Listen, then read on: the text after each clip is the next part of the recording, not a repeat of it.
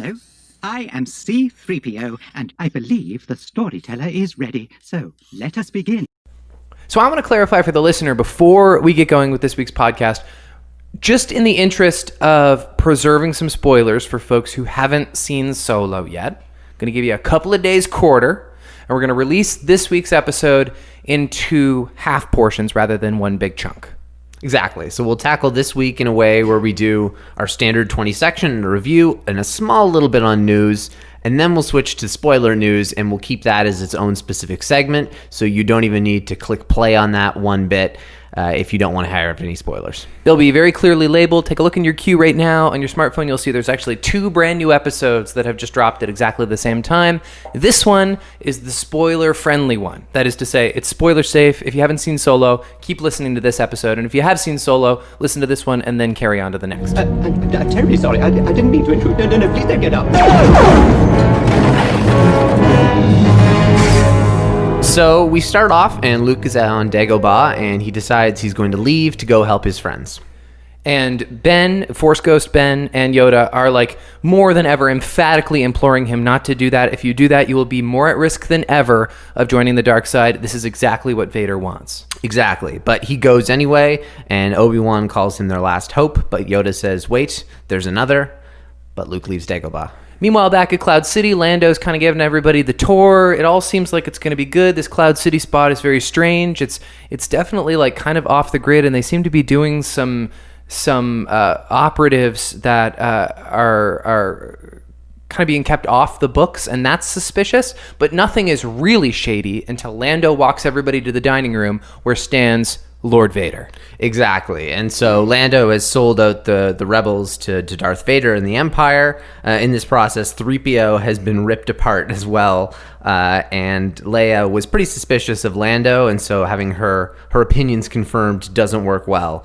Boba Fett is the one that located them down and was able to kind of pinpoint their location, and they actually got there ahead of the Millennium Falcon. And Vader's been waiting there the entire time, we find out. Han, hero as he is, tries to shoot Vader, but Force pulls the gun out of Han's hand. They then apprehend everybody, and they take Han Solo in for torturing, presumably to find information on where Skywalker is, although Han later reveals that they didn't even ask him any questions. It was really just brutal excitement. Exactly. Leia tells Han she loves him as he's then frozen in carbonite. Luke arrives on Cloud City as well and encounters Boba Fett, and there's a big shootout, and that's where we left off. Yep, that's where we left off. So there's our summary. It's really hitting the fan. Yeah, this is, and I love the way this 20 actually ends, because literally the scene is that, what's it called, like that hydraulic door closure, and then it's Luke going up in the elevator right before the fight with Vader. So it's got such a great, satisfying end. And this is exactly what I was referring to, Colin, last time. And although you did make a good point in how there's 3 clear acts in Empire Strikes Back, for me, although, yes, I definitely see that, the distinction is that specific, like, we cut off our 20 perfectly when we have that hydraulic door. That's when I kind of see Bespin as being 2 different locations almost. That's fair. Because it's no longer bright.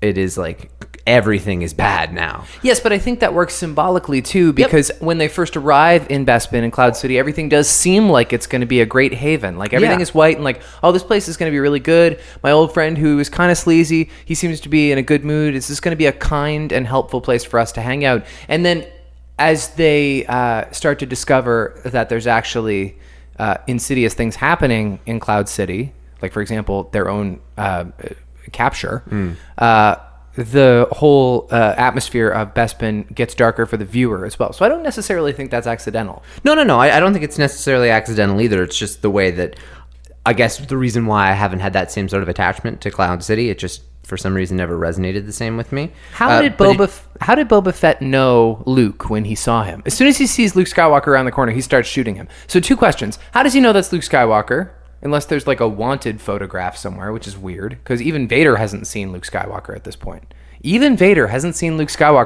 That's weird. In the movies, I'm sure he has encountered Luke Skywalker, and I believe the comics probably confirm that. Boba Fett too? Boba Fett knows Luke when he sees him? Because maybe. Luke's maybe been not. on Dagobah. Maybe not. I don't know. I know that there is the only things really filled in between A New Hope and Empire Strikes Back are some comics.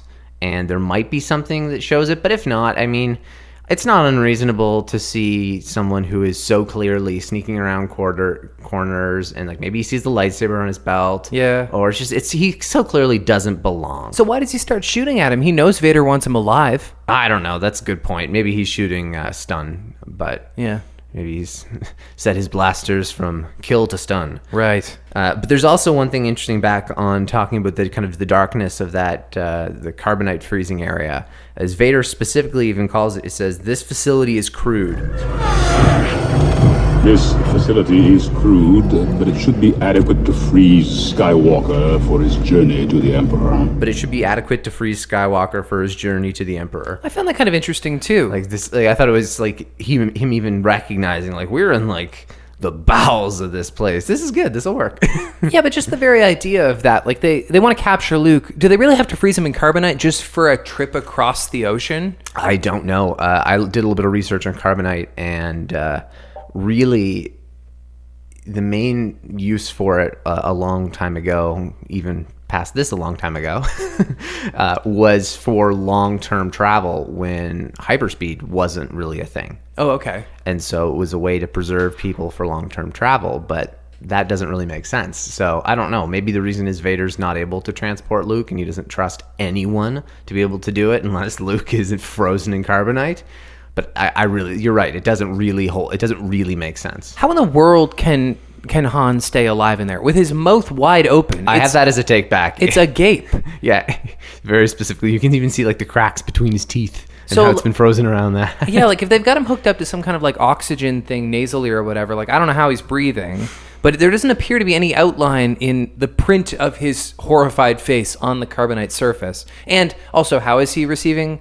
I mean, fluids, I guess there could be like an IV running into him. So it's... Do you have to change the water in the carbonite tablet? It's like a cryogenic freezing almost. Like it's like a short-term hibernation. It's gas, maybe Tabana gas. I don't know, because that's what they mine there. And it's like flash freezed. And that's what it does to create like that kind of carbon like solid. Yeah. And so that's all I really know about the process. But I guess that... For being such a considerable plot device in the most popular Star Wars movie. Yeah, I just don't think he necessarily needs to eat or breathe. I think There's a lot of mystery around carbonite is what I'm trying to say. Yeah, and that's it's not fair. really a thing that's ever been picked up again. Considering Ah. well, I was going to say, considering how much recycling there is of stuff in Star Wars, certainly not in a main movie has there ever been somebody frozen in carbonite. I will have to get back to that when it comes to my trivia. Oh, okay. Of course. I only have one trivia question for you today. Oh, really? I found it very tricky to find trivia questions. Okay, well, I've got my several. Do you want to use yours now, or? Yeah, I can ask you a trivia question, sure. What organization does Leia assume Lando is part of, considering his Imperial detachment?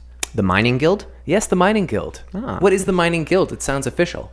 So that would be, I think that's part of the same sort of syndication that, like, for example, like Kessel that we see in Solo. Yep. The Pikes run that specific mine, but that would be part of the Mining Guild coordinated by the Empire.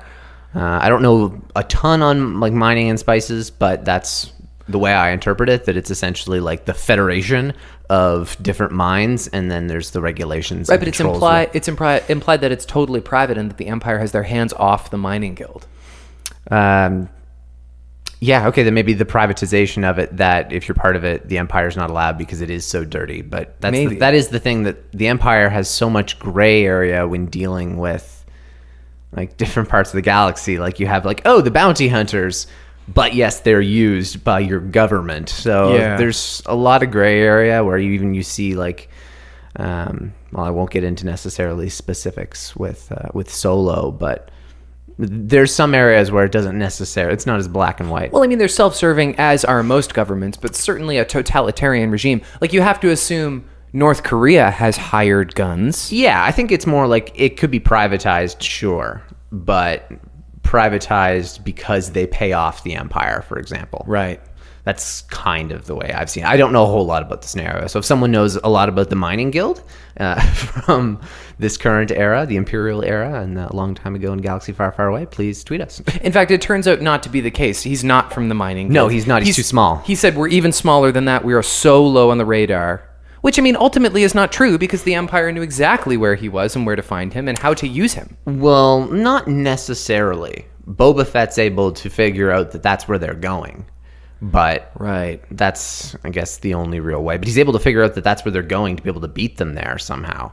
I don't really know how that works, though. Another question about Boba Fett, and we can get into the announcement of his solo movie, so to speak, coming up in a few minutes. But why does Boba Fett always leave his helmet on? Like, I think it's understood in the context of Star Wars, sometimes people who wear helmets exclusively wear their helmets because Vader always wears his helmet for health reasons. But, like, Boba Fett is just a man inside that Mandalorian armor. He doesn't need to wear the helmet when he's walking around Bespin. He doesn't, and that's the thing. Is Boba Fett, and this is a great way of putting it, Boba Fett's in this fucking saga so little. Yeah. That it's not that he's just always wearing his helmet. He just doesn't have enough screen time to not wear the helmet. That's so true. In the Clone Wars, he literally never wears the helmet once. There's actually going to be there's an unreleased episode that was going to be part of the final season of the Clone Wars, and that would have been the one time where they re-released him, and it was like going to be like a couple episode saga, and he was going to be in his classic uniform for the first time, and they were going to show how the dent happened to his helmet, And he painted it green. and yeah, exactly. So, but it's just stolen Mandalorian armor. Well, even when he because he does a little bit of speaking in this particular movie when he's talking about it. 5 lines total. He's very protective of Han because there's a lot of money riding on the return of Han Solo to Jabba the Hutt via Boba Fett. So he's really nervous that the Empire is going to accidentally kill Han Solo. And he keeps referring to that in this very, very thick Australian brogue. What if he doesn't survive? He's worth a lot to me. Like, I guess I knew it was there, but like it really stands out. Yeah, that's why all the clones had to be. That's same thick voice. All the clones have Australian accents? Yeah. In Attack of the Clones, every stormtrooper has an Australian accent. Yes. Because the guy they hired to play Boba Fett in 1982 happened to have an Australian accent. Yep. And that's the route they went. Fabulous. I know, really is. And D. Bradley Baker makes an excellent voice during the Clone Wars and Rebels for that. Who is he? What's his affiliation? He's just a great voice actor. Has done a lot of the voices in the Clone Wars, including all of the clones. I saw on Reddit a couple of weeks ago the kid who played young Boba Fett is grown up now, and he wears the armor at conventions and stuff. I saw that He's too. kind of beefy. Like they could never have him play Boba Fett in the movie. He just doesn't have the body type for it anymore. He played Boba Fett as like a 12-year-old. Yeah, that's true. But it's sweet that he's got a good sense of humor about that, and like he has a suit that fits him. It's amazing. I mean, I guess he can get invited to cons and stuff. But also, like, there's money in that for him. let's face it, if you're a kid and you get to play young Boba Fett, when you're an adult, you just tell people you're fucking Boba Fett. Oh, that's your line. That's forever. all you do. I It's mean, the way it's amazing. Michael Keaton does about Batman. Yeah, and he still keeps it as his own. Yeah. No, I mean, I would too. Yeah, no, that's fair. Let me ask you my Padawan question. Okay. So, what is the name of Lando's bald cyborg sidekick? I don't know. Really? You don't know this one? No. This one really is a Padawan question. No, I don't. It's not in the movie. Oh, Lobot is such an old school character. Lobot. Lobot, yeah. No, I didn't know that.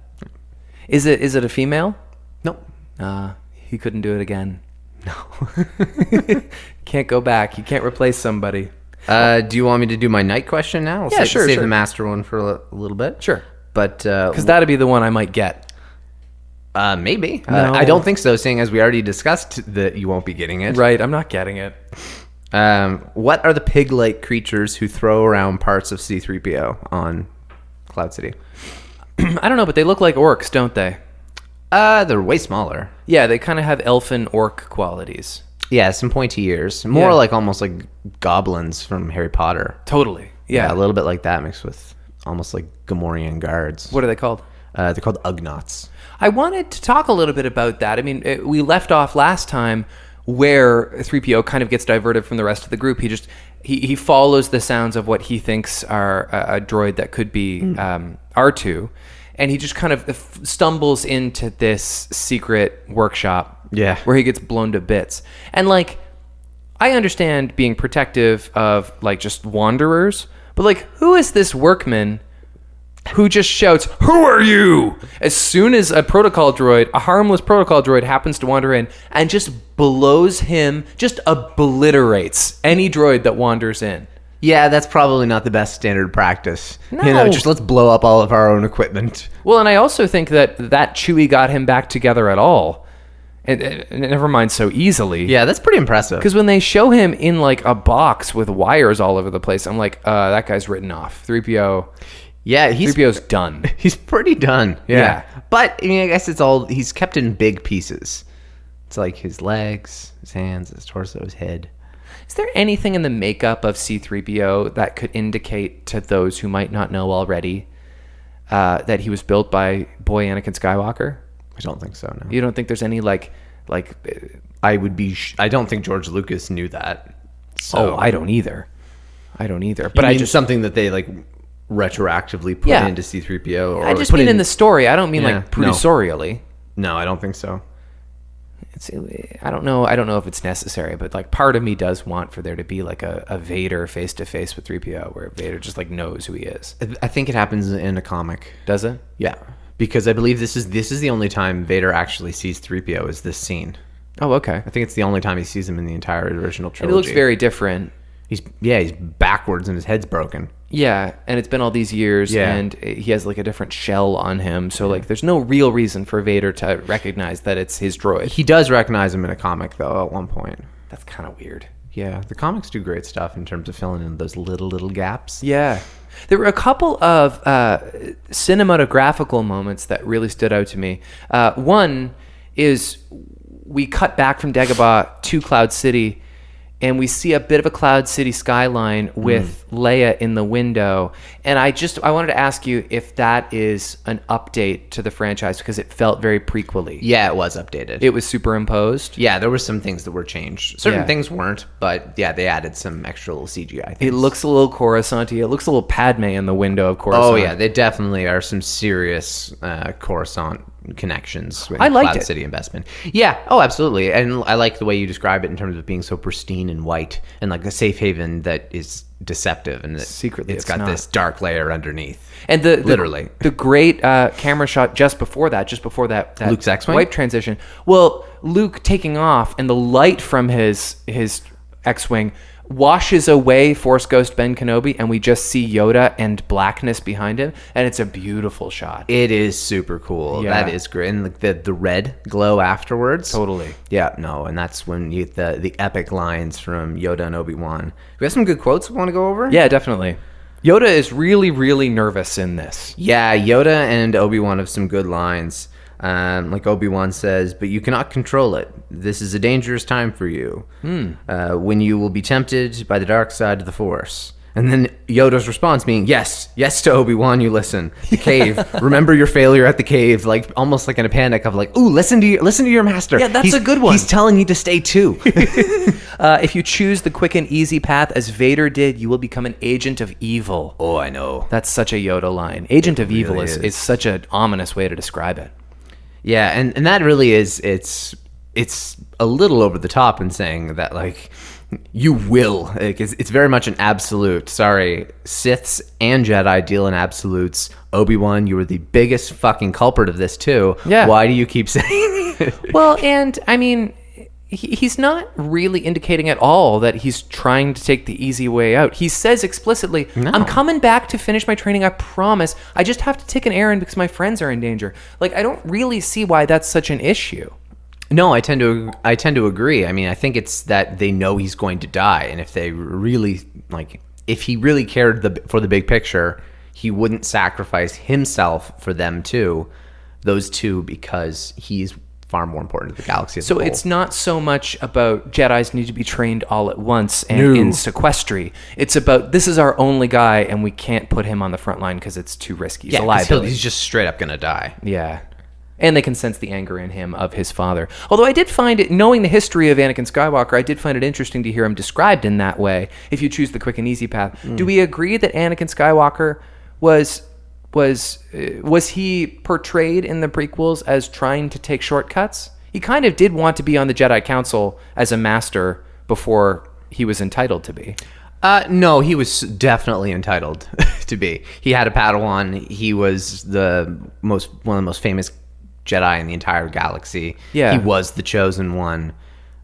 He totally deserved to be So on. they kept him off the council because they were scared of him. Exactly. And that was ultimately, they had every right to be, but at the same time, them not trusting him is what made it so easy for him to turn. And he was manipulated the entire time by Palpatine, so it's pretty hard to say that he took the easy way out, but he did it in the same way that he chose not to focus on the bigger picture of the galaxy, but to help the person that he loved, whereas Luke wants to go help the people he loves, even if it is bad for the rest of the galaxy. Oh, that's interesting. So it's that same parallel there. That is interesting. He was just looking to save Padme, which was ultimately virtuous, but it resulted in this horrific thing. Exactly. And Luke wants to do a good thing by saving his friends, but could have dire consequences. That is good writing. Yeah, it does work well there. And it's interesting because it's paralleling Empire and Revenge of the Sith. Yes. Which are two that you never really parallel. Told you I did. Reckless is he now. Matters are worse.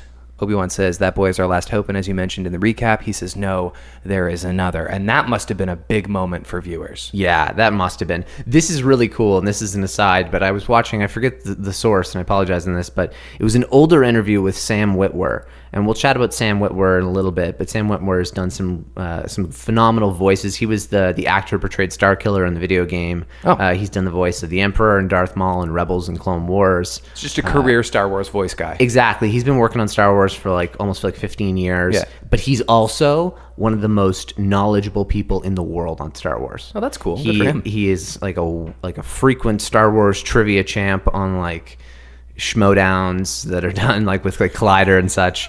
And it's he is incredible. But I was watching this really great interview with him. And he was talking about a buddy that he watched Star Wars with. And they just watched it in a different order. And I think they started off doing episode 1, A New Hope, and then Empire, and then they did Revenge of the Sith because they didn't have time to do A New Hope. Sorry, The Phantom Menace or Attack of the Clones. Mm-hmm. So they just did 4, 5, 3, 6. Okay. And so while watching Revenge of the Sith, while Padme's giving birth, he clues in and says, "There is another? There is another?" Yeah. Because he clues in at that specific point. And it's true that if you watch it in that order, whereas you save if you do not know about the Luke I am your father, the no I am your father moment, Yeah. the different places in the saga that you can have that revelation. And it's really interesting. That's so interesting. Because we all had it at Return of the Jedi, of course, but you can have the Luke and Leia revelation in Revenge of the Sith. You Right. can have the Vader turning revelation and the fact that oh shit, Anakin didn't die after all. You can have that kind of same sort of revelation. It all depends on the order in which you watch the movies. And that's what's so cool. That's what's great about Star Wars. And I even heard he recommended, because he was on Clone Wars, he said to any kids out there, their parents should start them on the Clone Wars. Yeah. And that's really interesting. If you learn about the Clone Wars and then you get them to be attached to this Anakin character who is their hero, and then they get to see 4, 5, and they see who's this big bad Darth Vader, and then they find out it's Anakin. They also might be It's really less. cool. They might be less inclined to have such a problem with the Anakin character in film if they already have this wealth of understanding of him as a strong character. Yeah. We only saw Anakin as this wimpy guy, but there wasn't all this background subtext of who he was. And if you go in with that understanding, you might be a little more forgiving to his softer moments. Well, absolutely. And the way I look at it is Anakin, for me, I have my top 3 favorite characters. I have my Yoda, my Han, and my Vader. But I have Anakin as my 4th favorite character. One of my favorite characters in all of Star Wars. And I would never say that because of the movies. But I have almost 100 hours I've watched of Anakin in the Clone Wars. Mm-hmm. And 5 hours of Hayden Christensen. Yeah. That is the Clone Wars Matt Lancer Anakin is the one that that resonates with me. Now you have the James Arnold Taylor and the Ewan McGregor Obi-Wan. James Arnold Taylor is just doing a Ewan McGregor impression. So it's the same Obi-Wan. It's they're identical. It's exactly okay. It's great. Yeah. And that's why I don't see them as different characters. But Matt Lancer corrects all of the bad things about Hayden Christensen's Anakin. Great. And they correct it with good writing, and they correct it with just good character development. And so, yeah, it definitely, it adds a lot. And it's interesting. It makes Anakin a character who if you only watch the movies, sucks. But if you watch like all of these other mediums of Star Wars, becomes really the character he always should have been. Now, Darth Vader had a couple of really good quotes in this, too. And one of them that stands out to me is, "I am altering the deal. Pray I don't alter it further." I am altering the deal. Pray I don't alter it any further. Which is an amazing Darth Vader. It's an iconic Darth Vader line. Yeah, that's a great one. Does that not show up in like Rogue One or somewhere else? Is this the only instance of that particular Vaderology? It is. I think you're probably getting, like, you're associating it to the line that he says to Director Krennic when he says, "Don't choke on your aspirations." Maybe. He says it the exact same way. Yeah. In that sort of like, I'm going to leave it up to you here, but don't test me. Yeah, that's true. Both of them are threats of "don't test me." Yeah, basically, like, you push my buttons here, I'm going to let it slide, but I'm not the kind of person who lets it slide twice. Ever. Well, and a moment ago, Lando's kind of confronting him a little bit. He's basically saying, like, "Stop screwing around. We had a deal. Don't be a barbarian." And then Vader turns around and he's like, "Do you have a problem with me?" And Lando immediately cowers and he's like, "No, sorry." No. He really does. Which, I mean, I guess you would do because he's completely haunting. Can we just say that it speaks to the charisma and charm and smoothness in general of Billy D. Williams that Lando Calrissian as a character after this movie isn't considered a straight up and down villain in Star Wars? I've done all I can. I'm sorry I couldn't do better, but I got my own problems. Yeah. You're a real hero. Because he does nothing virtuous in this movie. That's not true. He only does one bad thing in this movie. That's the way I see it. And the one bad thing is really not that bad. I don't know about that. Think about it this way. You are in a position where, I don't know, I'm not going to use a real world example, but friggin' Darth Vader comes down and says, "Oh, I know about your little operation here. I also know who you have coming to see you. Lure them into a trap. If you don't, we'll shut down this operation, put these thousands of people out of work, and I'll kill you." Probably kill you, yeah. Or you can sell out a guy you know who has found his way out of a million different terrible situations in the past so that he can then, That's true. And he doesn't say necessarily what he's going to do with Han. And he says true. that Leia and Chewie are going to be okay. And so... And he does seem genuinely sorry when he goes back to the apartment. Yeah, and he's pissed when he realizes what Vader's done and the fact that he got completely duped. Yeah. I really love how that scene parallels with another one that happens in Solo, but we can chat about that in a little bit. But yeah, it does parallel quite nicely about Lando just not getting his way in an argument. You're right. Yeah. I still think it's very nicely done. Yeah, no, I agree. And that's the thing is, that's the reason why he's a character that we love. And Han does directly refer to him as his friend in this movie. He refers to him as that a few times. He does, and like we still haven't really, again, no spoilers, but we haven't really seen the background of that friendship totally fleshed out to the most warm of contexts. Yeah, but that's the thing is, maybe that's their friendship. Maybe that's always the way it's been. However, you do see some really great moments when they're like, for example... You see some good moments in Return of the Jedi. Not too many. That's true. But that's after this. Yep. Any more quotes? Yeah, I've got a few. I mean, the big one and the name of this episode is two simple words. I don't know about that, Colin.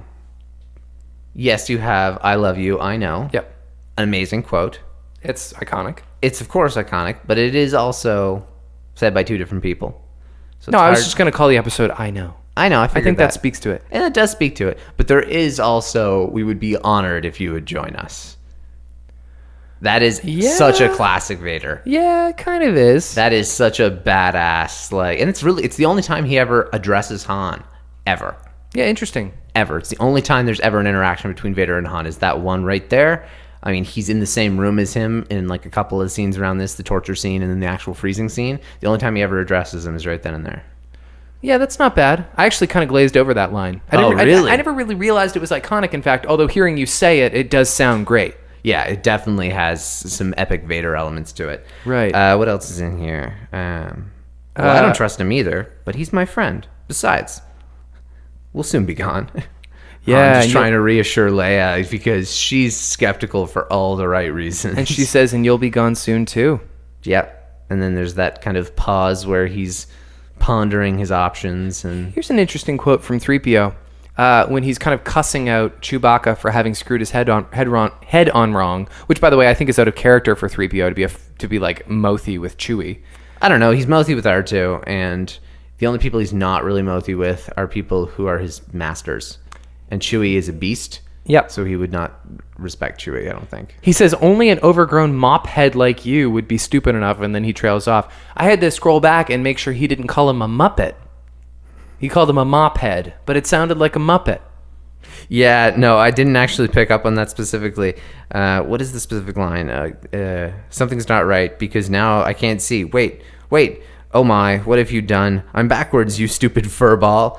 Only an overgrown mop head like you would be stupid enough. And like trails off, yeah. Another Vader quote, I do not want the Emperor's prize damaged. We will test it on Captain Solo. Which refers to Luke. A couple of weird things about this line. Referring to Skywalker as the Emperor's prize and not his own. This is strictly him doing business for the Emperor, and there's no personal vested interest in between Vader and Skywalker at all. Is kind of interesting. It's calling him a prize is creepy. It's almost like weird exposition that he's stating like, oh, it's for the Emperor. I'm not going to try and lure him into being my apprentice and overthrow the Emperor. Do you think he is planning that already? I don't. Well, absolutely. In 15 minutes, he offers Luke the opportunity to rule the galaxy with him. That's true, and also that is the Sith way. Yeah, like father and son. Yeah. The 1-2, overthrow your master. Yeah, that's fair. And so he also knows that if he brings Luke to the Emperor and he turns him, literally Luke's first task is kill Vader. Yep. Emperor will assign him that immediately because all Luke is, oh my God, really? Anakin with all of his limbs? This is amazing. And younger and like not dead inside and not mad at me after all these years. Yeah, just the new model. Yeah, exactly. Just throw out your old iPhone. Exactly. And so that's so interesting. That's why the OS is rejecting it. So considering the Sithly tradition of killing your master and taking on an apprentice, and there always being two, which I know has its asterisks throughout the many iterations of Star Wars. Yes and but no. The general rule of two that everybody understands. Yes, Considering the tradition is always kill your master, how come masters are never ready for that? Or is it that in some cases they are and they win? You have to, in fact, best your... Is it understood in the vernacular of Sith? Like, someday I'm going to overthrow you or I'm going to try. Is that like an open thing? Or is it that Sith Lords, Sith Masters are so egotistical that they think they'll be the exception? That's the one. That's the way I always saw it as, is they're blinded by the fact that they've achieved so much power. Yeah. And I also reflect, and one of my favorite lines in all of Star Wars now is the line that Yoda says in The Last Jedi is, we are what they grow beyond. Yeah.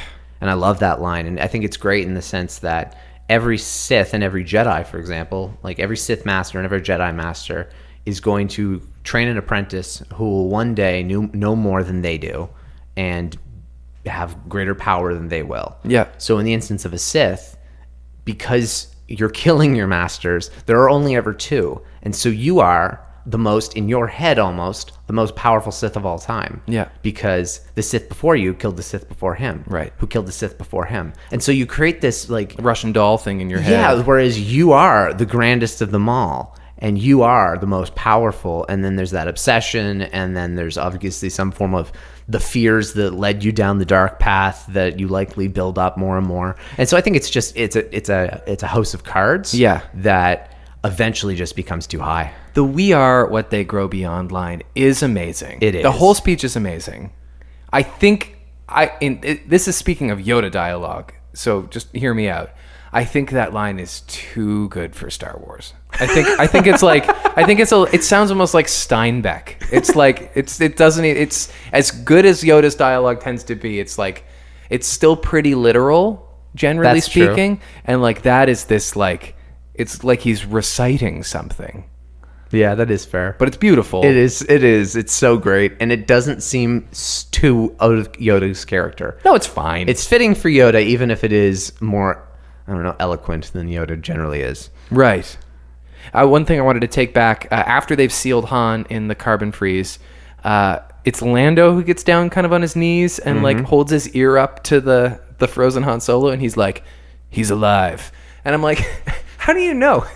Just by looking at this frozen thing, you can tell that he's alive in there? Well, it's the thing that Star Wars...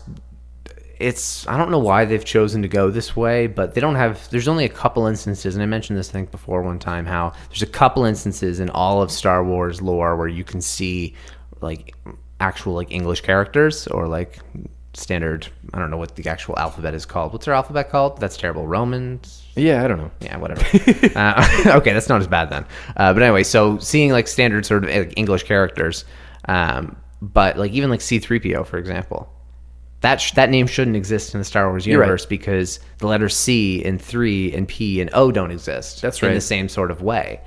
And they're not represented in the same like letter look. And they refer to Brandy in Solo, and I was like, Brandy exists? That was actually interesting because that specific location, Savareen, which is the location, they're known for their brandy. It's the only thing that good that comes out of that planet. It is such a wasteland otherwise. Brandy. Yeah. All right, so it does exist. Yeah, it was kind of interesting. That was one point that was picked up on.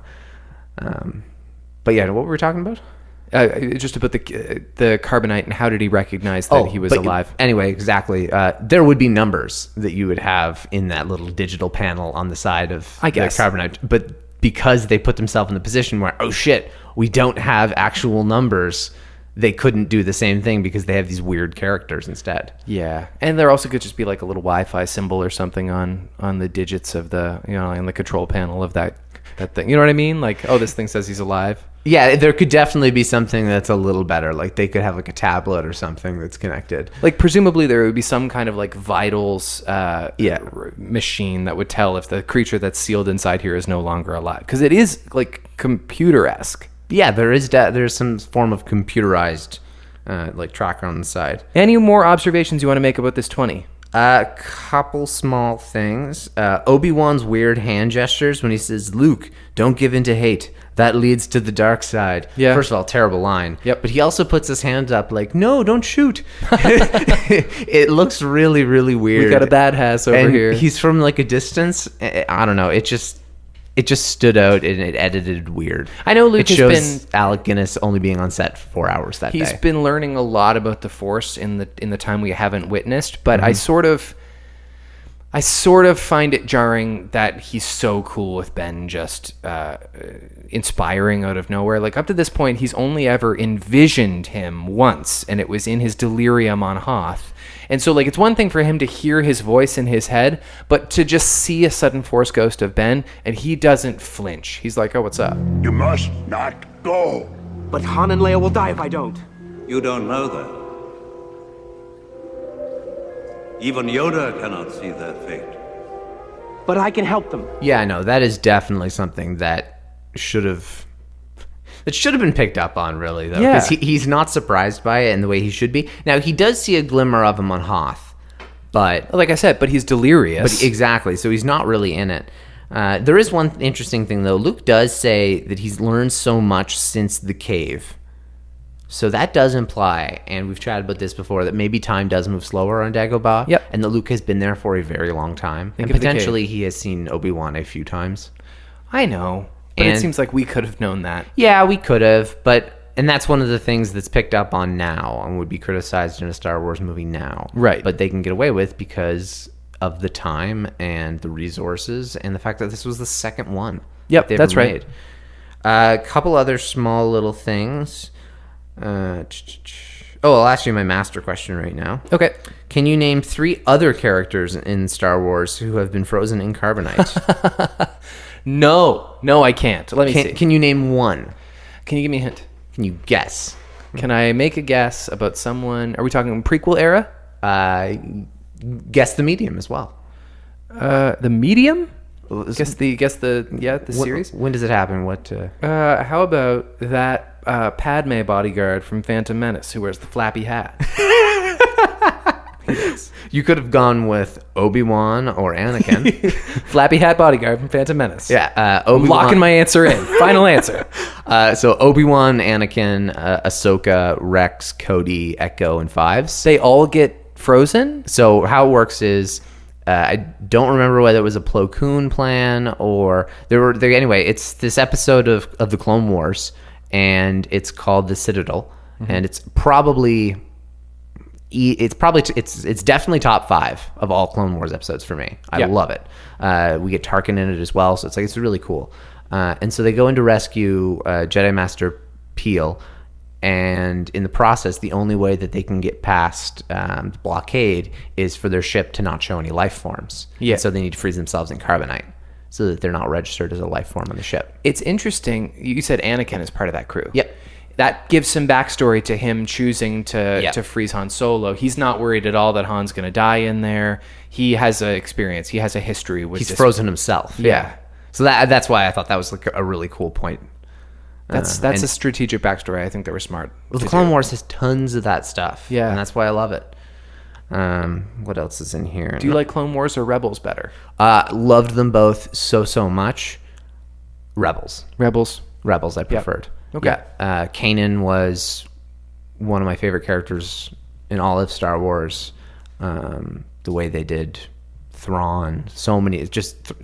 Rebels expanded the universe in ways that I loved. The only other thing I wanted to mention is that Lando gets a little message on his smartwatch, and that smartwatch is brutal. That comes it's pretty terrible. Straight from a box of Corn Pops. It's a terrible, terrible piece of technology that has to go back to the drawing board. That needs to be a take back for sure. Yep. I think that's for the most part covering what we can. There's plenty more to say, so let's move on. Yeah, let's shift on to the non-spoiler parts of the Solo review. Just after we put up the podcast last week, they announced they're going to do a Boba Fett standalone movie, which is a little perplexing. So we don't really know tons of information on it. No. So it's only really been just kind of mentioned that it's going to happen. It's going to be director James Mangold, who did Logan, which definitely puts things in a positive spin. He didn't just do Logan, but he did like Wolverine Origins, and like he's done a lot of like nerd culture things. He's definitely a good writer director, and him to have, I think he was a good hire. Yeah, in terms of having someone who's had a recent success, that's good to put the Star Wars fan base in a calming spot, because one thing that's interesting is they're not going to want the Rian Johnson movies anytime soon. Nope. The Star Wars fan base really needs to be united by something. And I have something I want to talk about a little bit later in the spoiler one. I'll mention kind of my predictions on what I think the next movies will be over the coming like 12 years or so, and like the order based on the information that we know now, just kind of like as a fun little bit. Yeah. But I think the Boba Fett movie, it could be interesting. I don't really want to share too much about what my thoughts could be, because some of them are based on Solo, but I don't like it initially. I don't like the concept of doing a Boba Fett movie. Because the character is only popular because of his armor and because action figures were cool in the 80s. And Exactly. There's no story, and we already got the origin story in Attack of the Clones. Exactly. But I think Boba Fett is a character that absolutely could come back as part of a really strong ensemble. Right. That's one thing I will say is there could be this could not be a Boba Fett movie the way that this is like it's Solo as a Han Solo movie. But if you scaled that back a little bit, whereas you treated it more like a Rogue One instance, where maybe Boba Fett's is kind of like the Jyn Erso of the crew, but maybe not even as much, but one that's a little bit more of an ensemble-based one, where Boba Fett doesn't need to be as much of a focus, and you can develop some other really important characters. But it has the same difficult task of Solo, and in fact even more so, in that they have to take this person who is fundamentally very flawed and has a terrible dark side, and try and make a human out of that, like make a sympathetic person. And sometimes you run the risk of compromising the brutality of the character that you've created otherworldly. Does that make sense?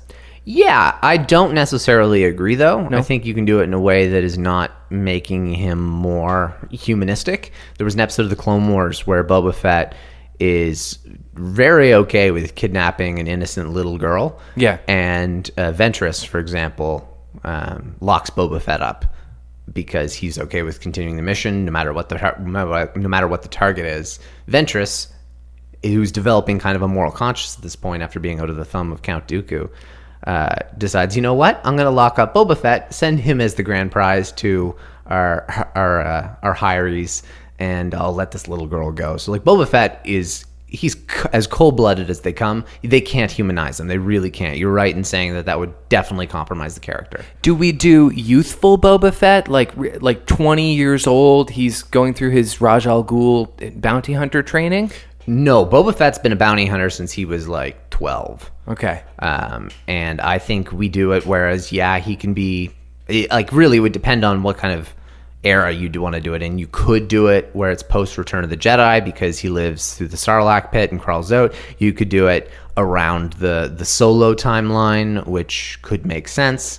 But let's get into that stuff a little bit more because I have some interesting thoughts on the Boba Fett movie pertaining to what we learned from Solo. Okay, so that'll be in the next episode. This is a Solo topic that's completely spoiler safe. The fact that the movie hasn't done as well as they hoped it would commercially. Yeah, so 103 million or so in the US and 168 million worldwide, and this is for the 4-day weekend, right? Not even just the 3 days. And now, so I want half of what they expected. Well, but no, it's not, because what I heard on the radio today, which was very frustrating, was a conflation of the two projections. I had heard they made $103 million. They were going for 300.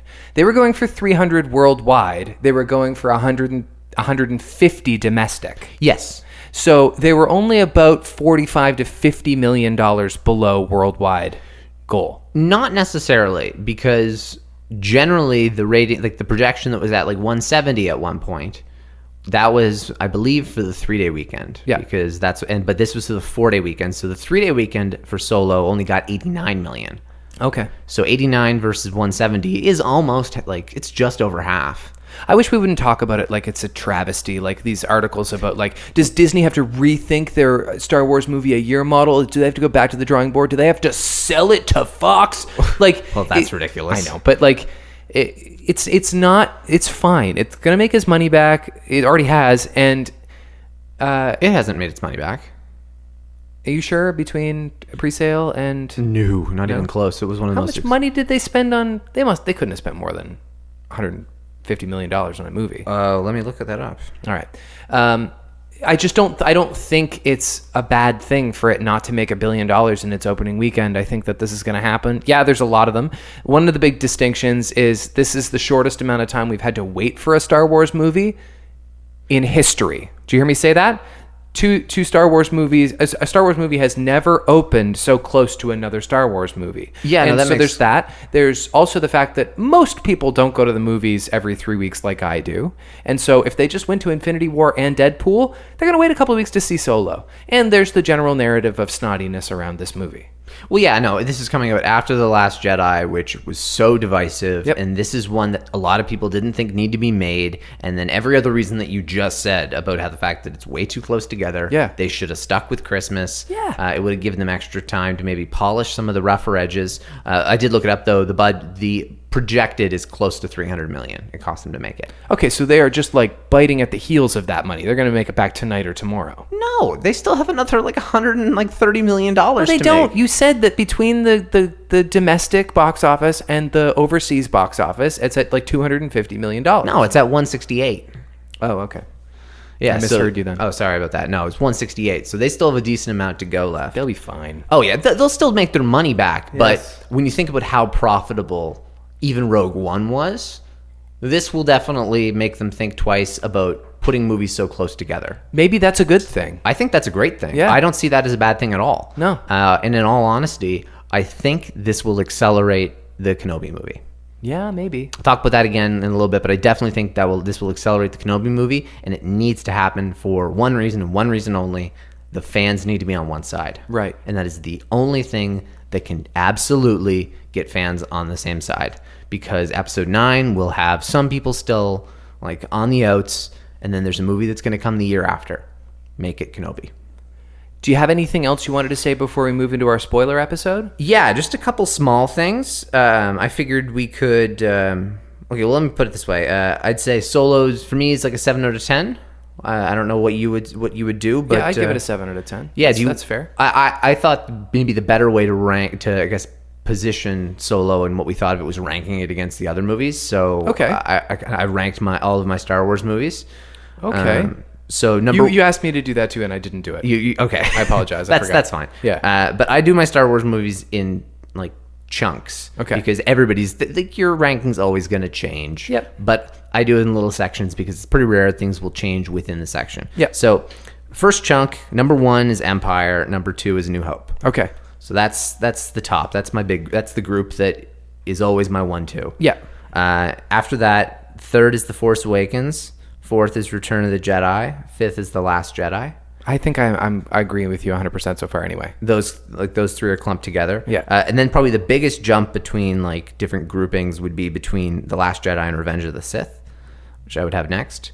Then I would have Solo, and then I would have Rogue One. And then I would another jump down to Attack of the Clones and The Phantom Menace, and then another jump down to the Clone Wars animated dog shit movie. I think the only difference I would have is that I would flip Rogue One and Solo. I think I liked Rogue One better than Solo. Okay, that's fair. The only reason why I had Rogue One behind Solo, and Rogue One has a way better moment, but the reason why I have Revenge of the Sith above both of those is when you think of like the key moments, Revenge of the Sith has a ton of awesome moments. Rogue One has one awesome moment. Yeah. Solo doesn't have any awesome moments, like the same as the Darth Vader scene in Rogue One, but it has some incredible moments that just overall make an experience that would make me want to watch Solo probably 8 times out of 10 if you gave me 10 movies to watch between Rogue One and Solo. And I don't exactly agree. There are a couple of jaw droppers in Solo. Well, yeah, there are. But when it comes to, if you made me rank all of my favorite scenes in all of Star Wars, the Rogue One Vader scene is in my top 5. Easily. Yeah. Easily. Anakin, You Are My Brother is in my top 5. Easily. There's nothing in Solo that's in my top 5. Fair enough. Whereas those two have a lot of flaws as movies as well as Solo does. Solo does not have one of those moments that those other two do. Okay. But I did wedge it in the middle because I do think it has a lot of great watchability potential. Okay, so we're going to move on to spoilers now, which means you've got another episode to listen to, but only once you've seen Solo.